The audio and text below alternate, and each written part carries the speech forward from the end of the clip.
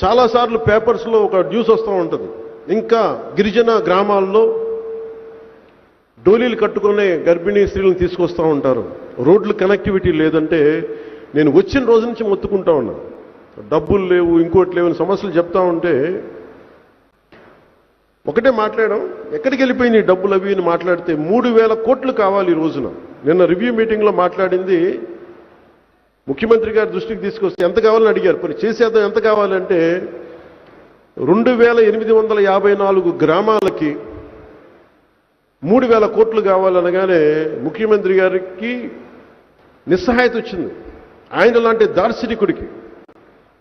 so పొద్దున్నే రాగానే అడిగాను, అసలు ఏమేం ఖర్చు పెట్టారు వీళ్ళు చెప్పండి అంటే,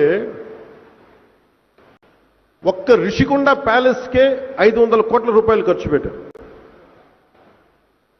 అలాగే వీళ్ళు